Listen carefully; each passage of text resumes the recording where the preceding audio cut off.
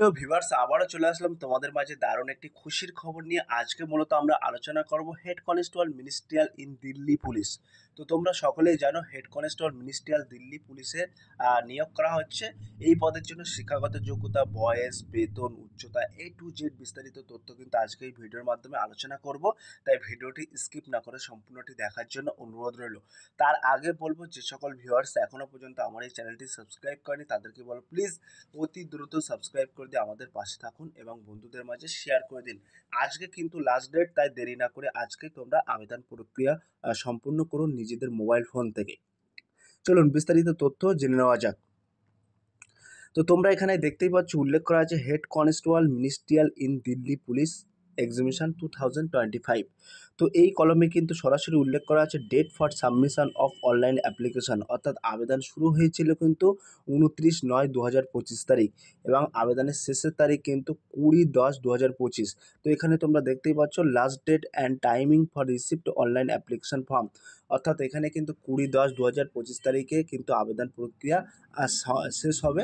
তো এই 20/10/2025 তারিখের মধ্যে তোমাদের আবেদন প্রক্রিয়া সম্পূর্ণ করার জন্য বলা হচ্ছে এবং এখানে কিন্তু উল্লেখ করা হচ্ছে last date and timing for making online payment. তো তোমাদের মেকিং অনলাইন পেমেন্টটা 21/10/2025 তারিখের মধ্যে তোমরা দিতে পারবে এবং তার পাশাপাশি কিন্তু এটা উল্লেখ করা আছে date of window for online application form correction and online payment correction ইত্যাদি। অর্থাৎ এখানে যদি কোনো রকম তোমাদের ফর্ম ফিল আপ করার সময় কোনো রকম ভুল হয়ে থাকে সেই ভুল সংক্রান্ত তথ্য তোমরা সংশোধন করতে পারবে 27/10/2025 থেকে 29/10/2025 তারিখের মধ্যে। এবং schedule of computer based examination, অর্থাৎ টেন্টেটিভ একটি এক্সামিনেশন ডেট এখানে কিন্তু উল্লেখ করে দিয়েছে ডিসেম্বর মাস 2025, নাহলে জানুয়ারি 2026 তারিখে হওয়ার একটি সম্ভাবনা আছে। এবং এখানে একটি টোল ফ্রি নাম্বার অর্থাৎ হেল্পলাইন নাম্বার আমরা এখানে দিয়ে রেখেছি, অর্থাৎ অফিসিয়াল নোটিফিকেশনে কিন্তু তারা দিয়ে রেখেছে। কোনো রকম অসুবিধা হলে এই নাম্বারে তোমরা সরাসরি যোগাযোগ করতে পারবে। তো আমরা সরাসরি দেখে নেব পে মেট্রিক অর্থাৎ পে স্যালারি, অর্থাৎ স্যালারিটা এখানে কি উল্লেখ করা আছে। 2 নম্বর কলমে বলা আছে লেভেল 4 অর্থাৎ 25,500 টাকা থেকে 81,100 টাকা গ্রুপ সি পদে কিন্তু তোমাদের বেতন দেওয়া হবে সপ্তম সিপিসি অনুযায়ী, ঠিক আছে। তো এখানে তোমরা 3 নম্বর কলমে দেখতে পাচ্ছ হেড কনস্টেবল, এখানে ভ্যাকান্সি অর্থাৎ হেড কনস্টেবল মিনিস্ট্রিয়াল মেল অর্থাৎ পুরুষদের ভ্যাকান্সি আছে সর্বমোট 314টি এখানে কিন্তু ভ্যাকান্সি আছে। তো তোমাদের ইউআরএ কিন্তু 168টি ভ্যাকান্সি আছে, ইডব্লিউএসদের ক্ষেত্রে 34টি ভ্যাকান্সি আছে, ওবিসিদের ক্ষেত্রে 77টি ভ্যাকান্সি আছে, এসসির ক্ষেত্রে 49টি এবং এসটির ক্ষেত্রে 13টি। গ্র্যান্ড টোটাল ভ্যাকান্সি আছে কিন্তু 341টি, এটা কিন্তু পুরুষদের। মহিলাদের এখানে কিন্তু ভ্যাকান্সি আছে তোমরা দেখতে পাচ্ছ এখানে মহিলা ক্যান্ডিডেটদের হেড কনস্টেবল মহিলাদের ক্ষেত্রে 168টি কিন্তু ভ্যাকান্সি আছে গ্র্যান্ড টোটাল। ক্লিয়ার? তো এখানে কারা আবেদন করতে পারবেন, অনলি ফর কিন্তু ভারতীয় নাগরিকরা কিন্তু এখানে আবেদন করতে পারবেন। ন্যাশনাল সিটিজেনশিপ অর্থাৎ candidate must be citizenship of India, ভারতের নাগরিকরাই কিন্তু এখানে আবেদন করতে পারবেন। এখানে এজ লিমিট কি রাখা হয়েছে, তো 5 নম্বর কলমে তোমরা দেখতে পাচ্ছ এজ লিমিট বলা হয়েছে 18 টু বিটুইন 25 ইয়ার্স, অর্থাৎ 18 থেকে 25 বছরের মধ্যে যে সমস্ত ক্যান্ডিডেটদের বয়স আছে তারা কিন্তু আবেদন করতে পারবে। তবে সেক্ষেত্রে বলে রাখি 2/7/2000 থেকে 1/7/2007 মধ্যে যাদের বয়স আছে তারা কিন্তু এখানে আবেদন করতে পারবে। ক্লিয়ার? তো এখানে তোমরা দেখতে পাচ্ছ 5-1 কলমে লেখা আছে। তো এখানে কিন্তু এজ রিল্যাক্সেশন অর্থাৎ ছাড় দেওয়া হচ্ছে, সেই ছাড়ের কথা এখানে কিন্তু উল্লেখ করা আছে, তোমরা সরাসরি দেখতে পাচ্ছ। 1 নম্বরে কিন্তু উল্লেখ করা আছে যে সমস্ত ক্যান্ডিডেট এসসি এসটি থেকে বিলং করছেন তারা কিন্তু সরাসরি সরকারি নিয়ম অনুযায়ী 5 বছরের ছাড় পেয়ে যাবে এবং যে সমস্ত ক্যান্ডিডেট ওবিসি থেকে বিলং করছেন তারা কিন্তু সরাসরি 3 বছরের ছাড় পেয়ে যাবে এবং পিডব্লিউবিডি আনরিজার্ভ ইডব্লিউএসদের ক্ষেত্রে 10 বছরের ছাড় আছে এবং পিডব্লিউবিডি ওবিসিদের ক্ষেত্রে 13 বছরের ছাড় আছে এবং পিডব্লিউবিডি এসসি এসটিদের ক্ষেত্রে 15 বছর ছাড় আছে এবং ইএক্স সার্ভিসম্যান ইএসএমএদের ক্ষেত্রে কিন্তু তোমার 3 বছরের ছাড় আছে এবং স্পোর্টসম্যান থেকে যে সমস্ত ক্যান্ডিডেট বিলং করছেন তাদের কিন্তু সরাসরি 5 বছরের ছাড় দেওয়া আছে। ক্লিয়ার? এবং আরও কিন্তু ডিপার্টমেন্টাল ক্যান্ডিডেটদের ক্ষেত্রে কিন্তু বিশেষ ছাড় আছে। এবার আমরা সরাসরি দেখে নেব এডুকেশন কোয়ালিফিকেশান। 9 নম্বরে কিন্তু এডুকেশন কোয়ালিফিকেশান উল্লেখ করা আছে, সরাসরি দেখতে পাচ্ছ বলা হয়েছে education qualification the candidate should be 10+ two pass process equivalent অর্থাৎ কোয়ালিফিকেশান। এখানে অ্যাকচুয়ালি বলা হয়েছে কোনো গভর্নমেন্ট অর্থাৎ সরকার দ্বারা স্বীকৃত প্রতিষ্ঠান থেকে তোমাকে উচ্চ মাধ্যমিক পাস করে থাকতে হবে, তবেই কিন্তু তোমরা এখানে আবেদন করতে পারবে। এবং তার পাশাপাশি কিন্তু এখানে একটি টাইপিং আছে, যেটা স্পিড ইন ইংলিশ টাইপিং, অর্থাৎ তোমাকে মিনিটে কিন্তু 30টি ওয়ার্ড অর্থাৎ 30টি শব্দ তোলার গতি থাকতে হবে। এবং হিন্দি টাইপিংয়ের ক্ষেত্রে কিন্তু এখানে বলা হয়েছে 25টি ওয়ার্ড তোলার তোমাকে গতি থাকতে হবে, তবেই কিন্তু তোমরা এখানে আবেদন করতে পারবে। আবারও ভালো করে বলে দিচ্ছি, educational qualification the candidate should B 10+2 pass or process equivalent qualification at the time applying for the post. তা তোমাদেরকে বলে রাখি, এই হেড কনস্টেবল অর্থাৎ দিল্লি পুলিশ হেড কনস্টেবল এই পোস্টে তোমাদেরকে আবেদন করার জন্য কোনো গভর্নমেন্ট অর্থাৎ সরকার দ্বারা স্বীকৃত প্রতিষ্ঠান থেকে তোমাকে উচ্চ মাধ্যমিক পাস হতে হবে। তার পাশাপাশি কিন্তু ইংলিশ টাইপিং অর্থাৎ 30টি শব্দ তোলার গতি থাকতে হবে মিনিটে, এবং স্পিড ইন হিন্দি টাইপিং অর্থাৎ পার মিনিটে কিন্তু তোমাদের হিন্দিতে 25টি ওয়ার্ড তোলার গতি থাকতে হবে। ক্লিয়ার? 10 নম্বর কলমে তোমরা দেখতে পাচ্ছ এখানে কিন্তু একটি ইনক্লুড আছে। এখানে তোমরা যে সমস্ত এনসিসি ক্যান্ডিডেট আছে, তো এনসিসি থেকে বিলং করলে সরাসরি এখানে কিন্তু বিশেষ ছাড় আছে। তো এনসিসি সি সার্টিফিকেটদের জন্য 5 নম্বর নির্ধারণ করা হয়েছে, অর্থাৎ 5% নাম্বারস কিন্তু এক্সামে দেওয়া হবে। এবং বিদের ক্ষেত্রে কিন্তু 3 এবং এনসিসি এদের ক্ষেত্রে কিন্তু 2% নাম্বার দেওয়া হবে। ক্লিয়ার? আরও যারা স্পোর্টস কোটা থেকে বিলং করছেন তাদের ক্ষেত্রেও কিন্তু বিশেষ ছাড় আছে। আমি মোস্ট ইম্পর্ট্যান্ট কলমগুলো তোমাদের মাঝে তুলে ধরছি। A to Z খুঁটিনাটি বিস্তারিত তথ্য জানার জন্য কিন্তু তোমরা সরাসরি দেখে নেবে অফিসিয়াল ওয়েবসাইটে। তো তোমাদের যে এক্সামিনেশন সেন্টারগুলো কিন্তু কলকাতাতে আছে, তোমরা দেখতে পাচ্ছ ইস্টার্ন রিজন। তো এখানে সিকিম অ্যান্ড ওয়েস্ট বেঙ্গল, এখানে কিন্তু কলকাতায় বেশ কিছু সেন্টার আছে।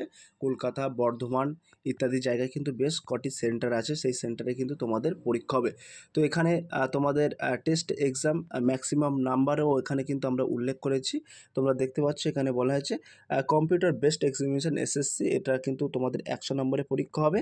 তো ফিজিক্যাল টেস্টও কিন্তু হবে, PAT PMT কোয়ালিফাই করতে হবে। তারপরেই কিন্তু তোমাদের এখানে কিন্তু টাইপিং টেস্ট হবে। তো টাইপিং টেস্টে কিন্তু 25 মার্কস থাকছে, এবং computer formatic test by the Delhi police qualify করতে হবে। ঠিক আছে? তো এখানে তোমাদের সাবজেক্টগুলো কিন্তু এখানে দিয়ে রেখেছি, ওটা কিন্তু সিলেকশন প্রসেসটা কিন্তু তোমাদের মাঝে তুলে ধরলাম। তো এখানে কিন্তু বলা হয়েছে সাবজেক্ট, তোমরা দেখতে পাচ্ছ এখানে সাবজেক্ট উল্লেখ করা আছে। তো জেনারেল অ্যাওয়ারনেস পার্ট A থেকে জেনারেল অ্যাওয়ারনেস 20টি প্রশ্ন থাকবে 20 নম্বরের, এবং পার্ট Bতে কিন্তু তোমাদের কোয়ান্টিটিভ অ্যাপটিটিউড অর্থাৎ বেসিক্স অ্যারিথমেটিক স্কিল থেকে 20 নম্বরের 20টি প্রশ্ন থাকবে, এবং পার্ট Cতে কিন্তু জেনারেল ইন্টেলিজেন্স থেকে 25 নম্বরের 25টি প্রশ্ন থাকবে, এবং পার্ট Dতে কিন্তু ইংলিশ ল্যাঙ্গুয়েজ বেসিক্স নলেজ, এটা 25 নম্বরে 25টি প্রশ্ন থাকবে, এবং পার্ট ইতে কিন্তু কম্পিউটার MS এক্সেল ইত্যাদি বিষয় থেকে কিন্তু প্রশ্ন থাকবে 10 নম্বরে 10টি। টোটাল কিন্তু গ্র্যান্ড টোটাল 100 নম্বরে তোমাদের পরীক্ষা হবে। ক্লিয়ার? এবার আমরা সরাসরি চলে এসেছি, তোমরা এখানে দেখতে পাচ্ছ আমরা সরাসরি চলে আসলাম ফিজিক্যালি স্ট্যান্ড টেস্ট অর্থাৎ PMT। তো ফিজিক্যালি মেজারমেন্ট টেস্ট যেটাকে বলা হয় সেটা কিন্তু এখানে উল্লেখ করা আছে। তো তোমরা এখানে দেখতে পাচ্ছ উল্লেখ করা আছে এজ অনুযায়ী কিন্তু এখানে বলা হয়েছে, এখানে অর্থাৎ এজ উল্লেখ করা আছে, রেস উল্লেখ করা আছে, এবং long jump, high jump. Clear? তো তোমাদেরকে বলে রাখি, আপ টু 30 ইয়ার্সদের ক্ষেত্রে 1600 মিটার দৌড়, নির্ধারিত সময় থাকবে 7 মিনিট, এবং 12.5 ফুট লং জাম্প থাকছে, এবং 3.5 ফুট হাই জাম্প থাকছে, কেবলমাত্র যাদের বয়স 30 বছর আছে। আর অ্যাবাভ 30 to 40 বছর থেকে অর্থাৎ 30-এর ওপরে যাদের বয়স আছে তাদের কিন্তু 1600 মিটার দৌড়, নির্ধারিত সময় থাকছে 8 মিনিট, 11.5 ফুট লং জাম্প থাকছে, 3.5 ফুট তোমার হাই জাম্প থাকছে। অ্যাবাভ 40 ইয়ার্সদের ক্ষেত্রে 9 মিনিট থাকছে, 1600 মিটার দৌড় থাকছে 9 মিনিট, এবং লং জাম্প থাকছে 10.5 ফুট, হাই জাম্প থাকছে 3 ফুট। ক্লিয়ার? এটা কিন্তু পুরুষদের ক্ষেত্রে, এটা কিন্তু অনলি ফর মেল ক্যান্ডিডেটদের ক্ষেত্রে। ফিমেল ক্যান্ডিডেটদের ক্ষেত্রে কি আছে সেটা আমরা দেখে নেব। এখানে দেখতে পাচ্ছ B সেকশানে ফিমেল ক্যান্ডিডেট উল্লেখ করা আছে। তো same to same up to 30 years 800 metre race থাকছে, তোমাকে 5 মিনিট নির্ধারিত সময় থাকছে, long jump 9 foot, high jump থাকছে 3 ফুট।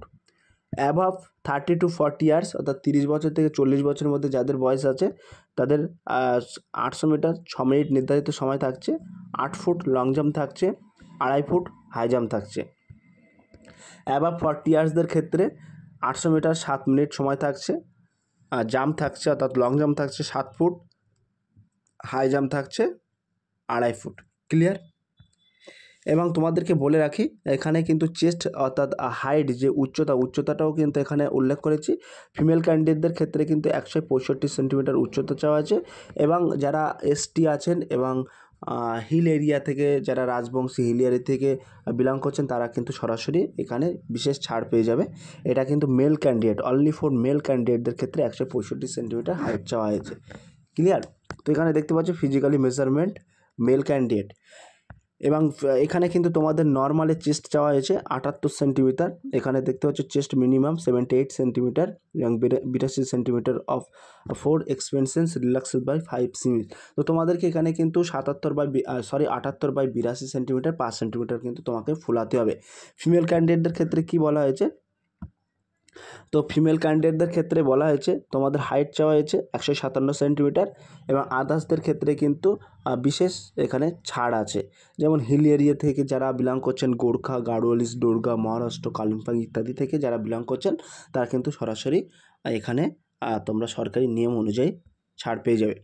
সো প্রিয় ভিউয়ার্স, এই ছিল আজকের ভেরি মোস্ট ইম্পর্ট্যান্ট ভিডিও।